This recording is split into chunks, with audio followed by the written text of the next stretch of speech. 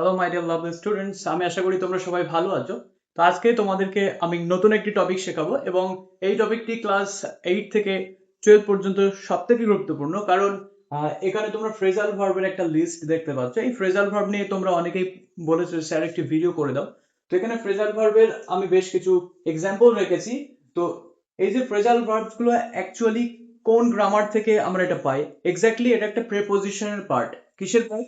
Preposition. তো আমি এই সবটাই বলবো, তার আগে তোমাদেরকে বলে রাখি, তোমরা যারা এই চ্যানেলে নতুন তারা কিন্তু অবশ্যই সাবস্ক্রাইব করতে ভুলবে না। তোমাদের এই ফ্রেজাল ভার্ব প্রেপোজিশনের একটা অংশ, এটা আমরা অনেকেই বুঝি না। এখানে ভার্ব এবং প্রেপোজিশন দুটো একসাথে করে নতুন একটি অর্থ তৈরি করে। তো এক্স্যাক্টলি আমাদের কিভাবে এই ফ্রেজাল ভার্বটাকে করতে হবে, সলভ করতে হবে, এর কারণ দেখো, আমাদের মাধ্যমিক এক্সামে কিন্তু ন্যূনতম 3 মার্ক অর্থাৎ 3 মার্কস কিন্তু তোমরা পেতে পারো এই ফ্রেজাল ভার্ব থেকে। এই ফ্রেজাল ভার্ব এতটাই গুরুত্বপূর্ণ তোমাদের জন্য। সমস্যা হচ্ছে যে স্যার আমরা কিভাবে এই ফ্রেজাল ভার্ব গুলোকে সেন্টেন্সে ইউজ করব। তো দেখো, এখানে বেশ কিছু সেন্টেন্স আমি দিয়েছি, 11টি সেন্টেন্স রয়েছে। এই 11টি সেন্টেন্সের ভিতরে আন্ডারলাইন করা থাকবে। আমি এখানে আন্ডারলাইন করে দিচ্ছি সেই শব্দগুলোকে কিন্তু আমরা এখন এই ফ্রেজাল ভার্ব ইন্টারচেঞ্জ করে, এবং এখানকার যে আন্ডারলাইন যে শব্দগুলো রয়েছে সেই শব্দগুলো যে ভার্বের ফর্মে রয়েছে সেই ভার্বের ফর্ম অনুযায়ী কিন্তু আমাদেরকে চেঞ্জ করতে হবে।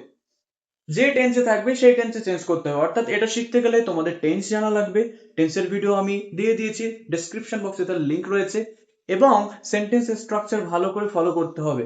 ওকে, সাথে সাথে তোমাদেরকে এই ফ্রেজাল ভার্বের মূল বৈশিষ্ট্য কিন্তু তোমাদের জানা লাগবে। আমি সবটাই বলবো, ভিডিও স্কিপ না করে তোমরা একদম শেষ পর্যন্ত দেখতে থাকো।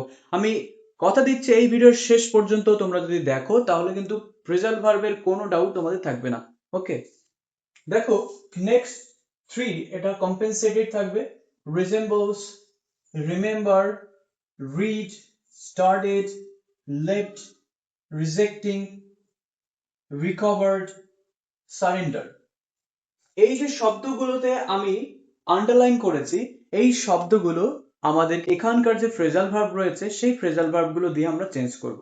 একটু বুঝে নি। দেখো, এই ফ্রেজাল ভার্ব এক্স্যাক্টলি প্রত্যেকটাই দেখো একটা করে ভার্ব রয়েছে। Give, give, set, put on, come, take. তো এখানে এর পরে দেখো সব একটা করে প্রেপোজিশন রয়েছে। প্রত্যেকটা ফ্রেজাল ভার্বের ভিতরে একটা করে প্রেপোজিশন, এবং সেই প্রেপোজিশন গুলো সবগুলো ভার্বের পরে বসেছে। কিন্তু তোমাদের টেন্সের ফর্ম কিন্তু চেঞ্জ করার সময় কখনোই এই আউট, থ্রু বা প্রেপোজিশন গুলোকে আমরা চেঞ্জ করব না। আমরা কিসে চেঞ্জ করব? আমরা এখানে যে ভার্ব গুলো রয়েছে ভার্ব গুলোর টেন্স পরিবর্তন করতে হবে, ফর্ম পরিবর্তন করতে হবে। হতে পারে কখনো পাস্ট পার্টিসিপল, আমরা জানি পাস্ট পার্টিসিপল সবসময় ভার্বের থার্ড ফর্ম হয়। ভি2 অর্থাৎ পাস্ট টেন্স, ভি অন তো অলরেডি রয়েছে, এবং ভি4 যেটাকে আমরা বলি প্রেজেন্ট পার্টিসিপল, সেগুলো আমরা চেঞ্জ করব এইভাবে টেন্স অনুযায়ী। ওকে, এবার দেখো অনেকের সমস্যা হয়, তোমাদের বইতে গ্রুপ ভার্ব লেখা রয়েছে। তো এই গ্রুপ ভার্বের ফ্রেজাল ভার্ব কি এক? না, এক নয়, সামান্য পরিবর্তন রয়েছে। তো এই গ্রুপ ভার্ব এবং ফ্রেজাল ভার্ব নিয়ে তোমাদের কোশ্চেন থাকলে তোমরা ডেসক্রিপশন বক্সে লিংক পেয়ে যাবে। আমি গ্রুপ ভার্ব ভার্সেস ফ্রেজাল ভার্বের একটা ক্লাস আমি করেছি, অবশ্যই এটা ইংলিশ মিডিয়ামের ক্লাস। চলো দেরি না করে আমরা প্রত্যেকটি সলভ করবো এখন। তো প্রথম সেন্টেন্সটি আছে কি, Ramchandra wished for wearing a new cloth. এখানে এই ওয়ারিং ভার্বটি দ্বারা বুঝিয়েছে কোনো কিছু পরিধান করা, তাই না? এই ওয়ারিং ওয়ারিং ভার্বটি কোন ফর্মে রয়েছে? না, এটা আইএনজি যুক্ত অবস্থায় রয়েছে। তাহলে এখান থেকে আমাদের কোন ফ্রেজাল ভার্বটি আমরা চয়েস করলে এই ওয়ারিং শব্দের সাথে যাবে? ওকে, তো এখানে দেখো পরিধান করা, এখানে পুট অন শব্দের অর্থ তোমরা সবাই জানো। পুট অন রয়েছে, পুট অন থেকে আমরা কিভাবে ব্যবহার করব? পুট অন এর আমি বলেছি যে ভার্ব অর্থাৎ ভার্বের ফর্ম চেঞ্জ করতে হবে। তাহলে আমরা এখানে কি লিখবো? পুটিং। কি লিখবো? পুটিং। এর পরে যেটা রয়েছে সেই ওয়ান। ওকে, তাহলে আমরা কি লিখতে পারলাম? তোমাদের এরকম বক্সেই কিন্তু লিখতে হবে, তোমাদের এই সেন্টেন্সের নিচে কিন্তু লেখা যাবে না। তোমরা এরকম বক্স আকারে লিখবে, যেহেতু তোমাদের পরীক্ষাতে আসবে। ওকে, এর ভিতরে আরো একটি ভার্ব, ফ্রেজাল ভার্ব রয়েছে, সেটি হচ্ছে টেল আপন। অর্থাৎ এই টেল আপন বলতে আমরা কি বুঝবো? ক্ষতি করা, তাই তো? তো এখানে টেল আপন কিভাবে বসবে? এখানে দেখো এফেক্টস যে ভার্বটি রয়েছে সেই ভার্বটি কিন্তু ভার্বের ফার্স্ট ফর্মে রয়েছে এবং সিঙ্গুলার। তাহলে এখানে টেল আপন যে ভার্বটি, এই ভার্বটিকে আমরা কি লিখবো? টেলস আপন। ঠিক এইভাবে আমাদেরকে কিন্তু চেঞ্জ করতে হবে অ্যাকর্ডিং টু দ্য কোশ্চেন। এখানে ভার্বের প্রেজেন্ট ফর্ম এবং সিঙ্গুলার ফর্মে থাকার কারণে কিন্তু আমরা টেল আপনটাকে কি লিখলাম, টেলস আপন। ক্লিয়ার? চলো নেক্সট। খুব সংক্ষিপ্ত একটি ক্লাস এবং এই ক্লাসটি কিন্তু তোমাদের সবারই দরকার, এবং তোমরা যারা ফ্রেজাল ভার্ব সম্পর্কে জানো না তাদের জন্য এই ক্লাসটি অত্যন্ত গুরুত্বপূর্ণ। এবার দেখো, we have compensated your value, আমরা তোমাদের মূল্য পরিশোধ করে দিয়েছি। মানে কম্পেনসেট মানে কি, ক্ষতিপূরণ দেওয়া, ঠিক আছে? তোমাদের মূল্যটাকে আমরা চুকিয়ে দিয়েছি। সেক্ষেত্রে আমাদের এখান থেকে কোনটি হবে? দেখো এখানে মেক আপ শব্দ রয়েছে।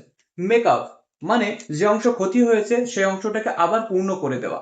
তো সেই হিসেবে আমরা কম্পেনসেটেড শব্দের সাথে কিন্তু আমরা মেক আপ শব্দের ব্যবহার করতে পারি। এখানে কম্পেনসেটেড ভার্বের কোন ফর্ম রয়েছে খেয়াল করতে হবে, কিন্তু এই টেন্সটি কিন্তু ভার্বের থার্ড ফর্ম ইঙ্গিত করেছে, অর্থাৎ প্রেজেন্ট পারফেক্ট টেন্স। তাহলে আমাদের এখানে যে মেক শব্দটি রয়েছে, মেক শব্দটিকে থার্ড ফর্ম কি লিখবো আমরা, মেক, এবং এরপরে যে আপ রয়েছে আপ লিখে দেবো। তোমরা কিন্তু কখনোই এই আপের থার্ড ফর্ম, কিন্তু দেখো প্রিপোজিশনের কোনো থার্ড ফর্ম হয় না, সেকেন্ড ফর্ম হয় না, ফার্স্ট ফর্ম হয় না। প্রিপোজিশন অ্যাজ ইউজুয়াল যা আছে তাই, কিন্তু শুধুমাত্র 8টি পার্ট অফ স্পিচের মধ্যে তোমাদের শুধু ভার্বের ক্ষেত্রেই কিন্তু তোমাদের ফর্ম চেঞ্জ হয়। ওকে, তাহলে এবার আমরা 4 নাম্বার একটু খেয়াল করবে। Susmita resembles her father. এই রিজেম্বলস শব্দের একটু কারোর মতো হওয়া। তাহলে এখানে এই যে রিজেম্বলস শব্দটি আছে ঠিক কোন টেন্সে রয়েছে প্রথম খেয়াল করতে হবে। ভার্বের সাথে যদি এস অথবা ইয়েস থাকে তাহলে সেটা ভার্বের ফার্স্ট ফর্ম হয়। তাহলে সিঙ্গুলার নাম্বারও রয়েছে, সিঙ্গুলার নাম্বার থাকার কারণে আমরা এখান থেকে কিন্তু সবার শেষে দেখো এখানে কি রয়েছে, টেক্স আফটার, তাই তো? এই টেক আফটার রয়েছে, এটাকে আমরা কি করবো, টেক্স আফটার। খুব সহজ ভাবে কিন্তু আমরা এই ক্লাসটি কমপ্লিট করতে যাচ্ছি। তো দেখো, টেক্স আফটার কিভাবে আমাদের এই ফ্রেজাল ভার্ব গুলোকে বসাতে হবে। তুমি যদি সরাসরি পুট অন বসিয়ে দিতে তাহলে কিন্তু হতো না। আমাদেরকে ইনস্ট্রাকশন এমন দেয়া থাকবে, শব্দ বা ফ্রেজাল ভার্ব গুলোকে এমন ভাবে পরিবর্তন করো ঠিক যেভাবেই তোমাদের এই ইনস্ট্রাকশনে দেওয়া রয়েছে বা এই সেন্টেন্স গুলোতে দেওয়া রয়েছে। খুব ভালোভাবে খেয়াল করবে, এখানে যদি পুট অন লিখতাম তো কি হতো, একদম জিরো, তুমি কোনো নাম্বারই পাবে না। কারণ কি, আমাদের সেন্টেন্সে তো ওয়ারিং রয়েছে, ঠিক সেইভাবেই আমাদের ওটাকে নাউন বানাতে হবে, পুটিং ওয়ান। ক্লিয়ার? পরে দেখো, Rohit will remember me soon, Rohit আমাকে শীঘ্রই স্মরণ করবে। এখানে রিমেম্বার কিন্তু ভার্বের ফার্স্ট ফর্ম রয়েছে এবং এটা ফিউচার ইনডিফিনিট টেন্স। তো আমাদেরকে স্মরণ করে ইংরেজি খুঁজতে হবে। জাস্ট তোমরা এখানে দেখে ফেলো, কল আপ। এই কল আপ শব্দ দ্বারা আমরা বুঝি সবসময় স্মরণ করা, কিন্তু শুধু কল যদি বলা হয় তাহলে এর অর্থ কিন্তু ডাকা, তাই না? তাহলে ওর পরে যে একটা নতুন প্রিপজিশন ইউজ করে আমরা শব্দের অর্থটাকেই মডিফাই করে ফেলেছি, এটাকেই বলা হয় phrasal verb. The charismatic way to change the word meaning, that's called phrasal verb exactly. তো দেখো আমরা এখানে রিমেম্বারের পরিবর্তে কিন্তু আমরা কি লিখবো, কল আপ। এখানে কিন্তু কোনো চেঞ্জেস হবে না, কারণ আমরা এটা বলতে পারি Rohit will call up me soon. এর আগে কি ছিল, Susmita takes after her father, we have made up your value, our overeating tells upon our body, Ramchandra wished for putting on a new cloth। এইভাবে কিন্তু আমরা সেন্টেন্স গুলোকে বুঝছি, তাই না? চলো, যদি কোনো সমস্যা থাকে তাহলে কিন্তু কমেন্ট বক্সে অবশ্যই জানাবে। ওকে, আর ভিডিও যদি ভালো লাগে তাহলে কিন্তু অবশ্যই শেয়ার করতে ভুলবে না। Number 6, never read any fake story. দেখো, তুমি কখনোই ভুল গল্প পড়ো না, তাই না? তাহলে পড়ার কথা বলা হচ্ছে। এই যে ফ্রেজাল ভার্বের ক্ষেত্রে কিন্তু আমরা বেশ ভালো করে নতুন সিনোনিমস জানতে পারি বা নতুন শব্দ ব্যাখ্যাও করতে পারি। আমাদের স্পোকেন ইংলিশে ফ্রেজাল ভার্বের যথেষ্ট ব্যবহার রয়েছে, তোমরা না বললেই বুঝবে না। কারণ আমরা সব সময় জানি লাইট অন অফ করা, এই যে অন অফ প্রিপজিশন গুলো কিন্তু শুধু ওয়ান, লাইটটা অন করো, লাইটটি অফ করো, এগুলো কিন্তু এইভাবে আমরা বেঙ্গলিতে ইংলিশে একটা জড়িয়ে ফেলি। এটাকে switch on the light, switch off the light, turn on the light, turn off the light. Okay, এরকম ধরনের সেন্টেন্সেস গুলো কিন্তু আমরা এই ফ্রেজাল ভার্ব ব্যবহার করেই সম্পন্ন করতে পারি, এবং সব থেকে ভালো ব্যবহার এবং খুব একটা সেন্টেন্সের মাধুর্য রাখে, একটা মেলোডি নিয়ে আসে। ওকে, তো আমরা নাম্বার 6 কমপ্লিট করবো। এখানে গো থ্রু বলে কোনো শব্দ আছে দেখো নাম্বার সেকেন্ড, অর্থাৎ সেকেন্ড নাম্বারে কিন্তু গো থ্রু রয়েছে। গো থ্রু শব্দের অর্থ কোনো কিছুর মধ্য দিয়ে যাওয়া, মানে পড়াকে বুঝিয়েছে এখানে। তাহলে আমরা এই গো থ্রুটাকে কি করব, একদম পুরোপুরি প্রেজেন্ট ফর্ম যা আছে তাই, never go through any fake story.